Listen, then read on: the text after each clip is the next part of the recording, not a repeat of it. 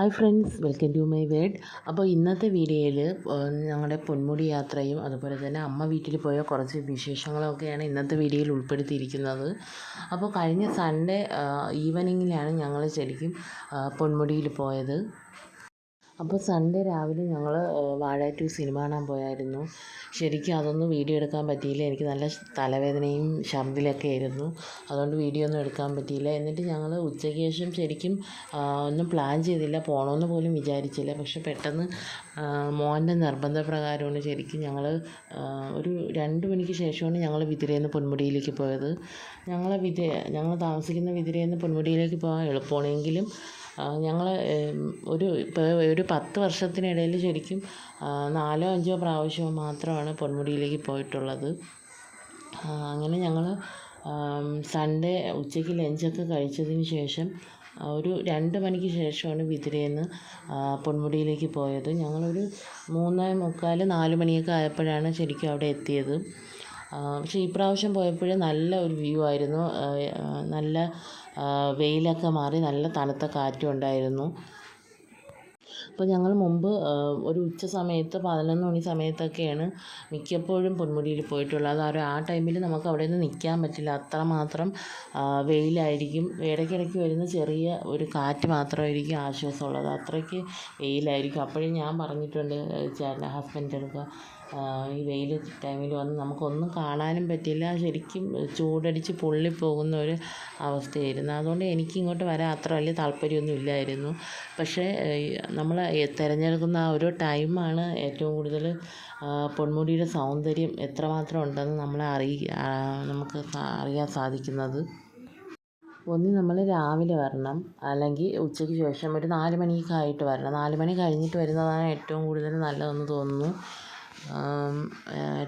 അപ്പോൾ ആ ഒരു ടൈമിൽ വെയിലൊക്കെ മാറി നല്ല കാറ്റും കോടയൊക്കെ ഇറങ്ങുന്ന ഒരു അന്തരീക്ഷമായിരിക്കും. പിന്നെ പൊന്മുടിയെ സംബന്ധിച്ചിടത്തോളം ഈ ഒരു സമ്മർ ടൈം ആയതുകൊണ്ടാണ് കോട മഞ്ഞ് ഇറങ്ങാൻ ഒരുപാട് താമസിച്ചെന്ന് എനിക്ക് തോന്നുന്നത്. ഇതിന് മുമ്പ് നമ്മൾ വന്നപ്പോഴൊക്കെ കോടമഞ്ഞ് ശരിക്കും ഒരു ഉച്ച ടൈമൊക്കെ ആകുമ്പോഴത്തേക്ക് പെട്ടെന്ന് ഇങ്ങനെ കോടമഞ്ഞ് വരാറുണ്ടായിരുന്നു. പക്ഷേ ഈ പ്രാവശ്യം ഞങ്ങൾ 4 മണിയൊക്കെ ആയപ്പോഴാണ് അവിടെ എത്തിയത്. എന്നിട്ടും അത്ര വലിയ കോടയൊന്നും ഇല്ലായിരുന്നു. ശരിക്കും ഒരു 5 മണിയൊക്കെ കഴിഞ്ഞപ്പോഴാണ് കോടമഞ്ഞ് ഇറങ്ങാൻ തുടങ്ങിയത്. അവിടെ നിന്ന് ഒരു 5:30 മണി 6 മണിക്ക് ഇടയ്ക്ക് എല്ലാവരും ഇങ്ങ് ഇറക്കും. അപ്പോൾ നമ്മൾ 4 മണിയൊക്കെ കഴിഞ്ഞപ്പോൾ അവിടെ എത്തി. എന്നിട്ട് അവിടെ മൊത്തം ഒന്ന് ചുറ്റി നടന്ന് കാണാനും അവിടെയൊക്കെ ഇരിക്കാനും നല്ലതുപോലെ സാധിച്ചു. ശരിക്കും നല്ല ഒരു തണുത്ത ഒരു അന്തരീക്ഷമായിരുന്നു. ശരിക്കും ചൂടെടുത്ത് ആവിയിൽ പുഴുങ്ങിയതുപോലെയാണ് ശരിക്കും ഞങ്ങൾ അങ്ങോട്ട് പോയത്. പക്ഷേ അവിടെ എത്തിയപ്പോഴത്തേക്ക് നല്ല കാറ്റുണ്ടായിരുന്നു, നല്ല മഞ്ഞും ഇറങ്ങിയിട്ടുണ്ടായിരുന്നു. അപ്പോൾ അവിടെയൊക്കെ നടന്ന് കാണാനൊക്കെ നല്ല രസമായിരുന്നു. അപ്പോൾ എനിക്ക് പറയാനുള്ളത്, നിങ്ങൾ പൊന്മുടി പോകുന്നത് ശരിക്കും ഒരു ഉച്ചയ്ക്ക് ശേഷമുള്ള ടൈമിൽ പോയാൽ നല്ല വ്യൂ ആയിരിക്കും. അവിടെ എവിടെ നോക്കിയാലും നമുക്ക് നല്ല വ്യൂ ആയിരിക്കും. ശരിക്കും കൊട്ടവെയിലിൻ്റെ സമയത്ത് പോയാൽ, ഉച്ച സമയത്തൊക്കെ പോയാൽ നമുക്ക് അത്രയധികം പൊന്മുടി ആസ്വദിക്കാൻ പറ്റില്ല. പിന്നെ ഇന്ന് സൺഡേ ആയതുകൊണ്ട് പിന്നെ നല്ല തിരക്കുണ്ടായിരുന്നു, അത്യാവശ്യം നല്ല തിരക്ക് തന്നെ ഉണ്ടായിരുന്നു വൈകുന്നേരം. പിന്നെ ഞങ്ങൾ കുറച്ച് നേരമൊക്കെ അവിടെ ഇരുന്നു. നമ്മൾ വന്നതിനേക്കാളും ഇപ്പോൾ നല്ല തിരക്കുണ്ടായിരുന്നു കേട്ടോ. എനിക്ക് അവിടെ കുറച്ച് നേരമൊക്കെ ഇരുന്നിട്ട് ഞങ്ങൾ വീണ്ടും കുറച്ച് ദൂരമൊക്കെ നടന്നു.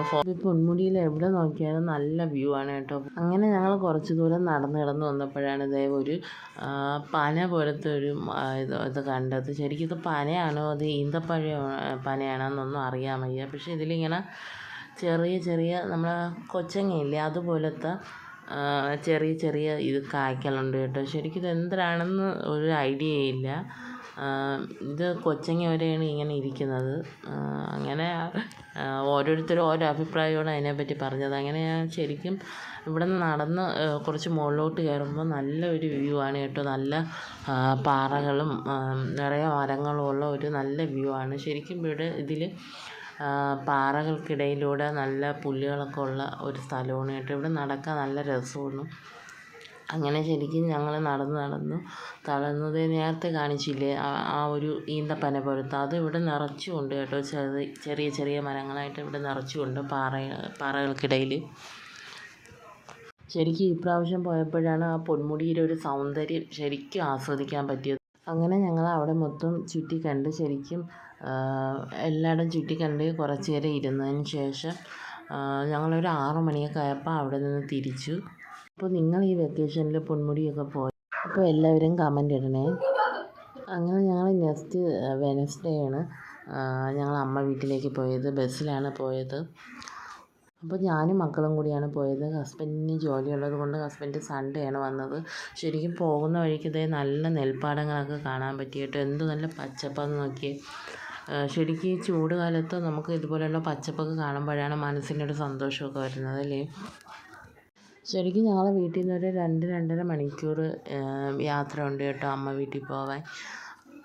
ശരിക്കും നമ്മൾ പെൺമക്കൾക്ക് ശരിക്കും വിവാഹം കഴിഞ്ഞതിന് ശേഷം അമ്മ വീട്ടിലേക്കൊക്കെ പോകുമ്പോൾ ഒരു പ്രത്യേക സന്തോഷമായിരിക്കും. അങ്ങനെ എപ്പോഴും പോകാറില്ല. ഈ വെക്കേഷൻ ടൈമിലായിരിക്കും ഞങ്ങൾ അമ്മ വീട്ടിൽ പോയി കൂടുതൽ സമയം അവിടെ നിൽക്കുന്നത്.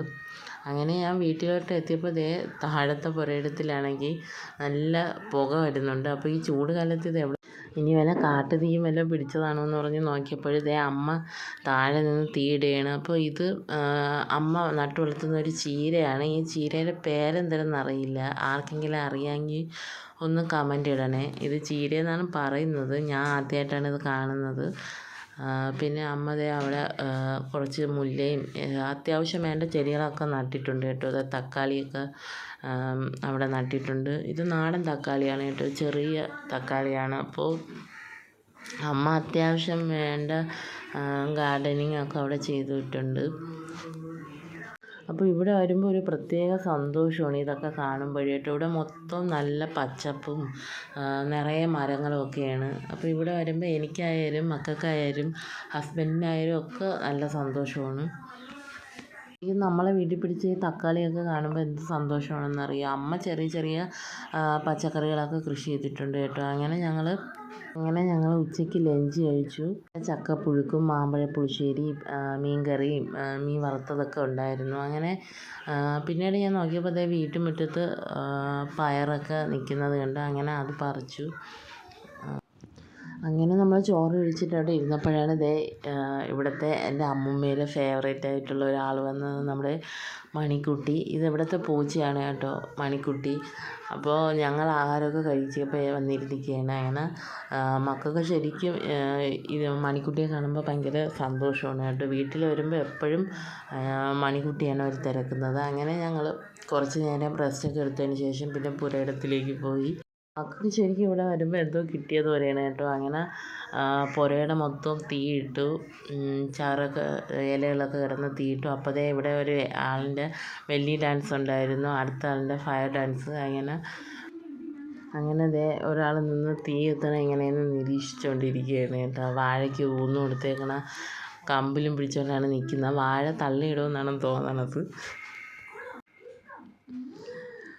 അങ്ങനെ പുരയിടം വൃത്തിയാക്കലൊക്കെ കഴിഞ്ഞിട്ട് ഞങ്ങൾ നേരെ കിണറ്റിൻ്റെ അടുത്തേക്ക് വന്നു. അപ്പോൾ അമ്മ ഇവിടെയൊക്കെ നല്ലതുപോലെ തൂത്ത് വൃത്തിയാക്കിയിട്ടേക്കാണ്. ഇതാണ് ഇവിടുത്തെ കിണർ കേട്ടോ. ശരിക്കും വലിയ കിണറാണ്. നല്ല വെള്ളവും ഉണ്ട്. ഈ വേനൽക്കാലമായിട്ട് ഇവിടെ വെള്ളം നല്ലതുപോലെ ഉണ്ട് കേട്ടോ. ഇവിടെ മൊത്തവും നല്ല പച്ചപ്പാണ്.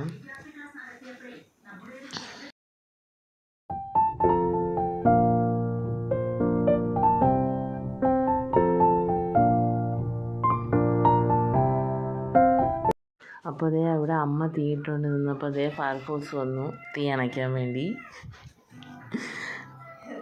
അങ്ങനെ തീ അണച്ചിട്ട് വന്നപ്പോഴത്തേക്ക് അമ്മ വറുത്ത് വെച്ചിട്ടുള്ള കുറച്ച് ചക്ക വറ്റലൊക്കെ തന്നു. ഇത് ഇവിടെ നിന്ന് ചക്ക കൊണ്ട് അമ്മ ഉണ്ടാക്കി വെച്ച ചക്ക വറ്റലാണ് കേട്ടോ. എല്ലാ വർഷവും അമ്മ ഇതുപോലെ നമ്മൾ വരുമ്പോൾ ചക്ക വറ്റലുണ്ടാക്കി തരും. ശരിക്കും ഇപ്പോൾ നല്ല ക്രിസ്പി വറ്റലായിരുന്നു കേട്ടോ. നല്ല ടേസ്റ്റ് ഉണ്ടായിരുന്നു. ശരിക്കും ഒരു വർഷത്തിനൊക്കെ ശേഷമാണ് ഞാൻ ഈ ചക്ക വറ്റൽ കഴിക്കുന്നത്. അല്ലാതെ നമ്മളങ്ങനെ കടയിൽ നിന്ന് വാങ്ങിച്ച് കഴിക്കാറില്ല കേട്ടോ. ശരിക്കും നമ്മൾ അമ്മ വീട്ടിലോട്ട് പോകുമ്പോൾ നമുക്ക് ഓരോ ഐറ്റംസായിട്ട് ഇങ്ങനെ അമ്മ കൊണ്ടുവരുമായിരുന്നു. അപ്പോൾ നമുക്ക് നൊസ്റ്റാൾജിയ തരുന്ന ചില ഐറ്റംസ് ഉണ്ടല്ലേ. മാമ്പഴ പുളിശ്ശേരി, അതുപോലെ തന്നെ ഈ ചക്ക വറ്റൽ, പിന്നെ ചക്കപ്പഴം കൊണ്ടുണ്ടാക്കുന്ന അട, അങ്ങനെ കുറേ ഐറ്റംസ് ഉണ്ട്. അങ്ങനെ ഞങ്ങൾ ചക്കയപ്പവും അതുപോലെ തന്നെ ചായയൊക്കെ കുടിച്ചു. അങ്ങനെ ഒരു 5-6 ദിവസം വീട്ടിൽ നിന്നു. ശരിക്കും 5 ദിവസം പോയത് അറിഞ്ഞില്ല കേട്ടോ. എല്ലാ ദിവസവും വീഡിയോ ഒന്നും എടുക്കാൻ പറ്റിയില്ല. അപ്പോൾ ഓരോ പ്രാവശ്യം നമുക്ക് അമ്മ വീട്ടിൽ പോകുമ്പോഴും ഒരു പ്രത്യേക അനുഭവങ്ങളാണല്ലേ. അങ്ങനെ ഞങ്ങൾ ശനിയാഴ്ച ആയതുകൊണ്ട് ക്ഷേത്രത്തിലൊക്കെ പോയിട്ടാണ് പിന്നെ നെക്സ്റ്റ് ഡേ ആണ് ഞങ്ങൾ തിരിച്ച് വീട്ടിലേക്ക് വന്നത്. അപ്പോൾ ഇന്നത്തെ വീഡിയോയിൽ എൻ്റെ കുറച്ച് യാത്രകളും വിശേഷങ്ങളും ഒക്കെ അവസാനിക്കുകയാണ്. അപ്പോൾ നിങ്ങൾക്ക് വീഡിയോ കണ്ട് ഇഷ്ടപ്പെടുകയാണെങ്കിൽ സപ്പോർട്ട് ചെയ്യാൻ ആരും മറക്കരുത്. അപ്പോൾ ഇന്നത്തെ വീഡിയോ ഇത്രയൊക്കെ ഉള്ളൂ. അപ്പോൾ ഇന്നത്തെ വീഡിയോയിലെ യാത്രകളും വിശേഷങ്ങളും ഒക്കെ നിങ്ങൾക്ക് ഇഷ്ടപ്പെട്ടെങ്കിൽ സപ്പോർട്ട് ചെയ്യുക. Thanks for watching.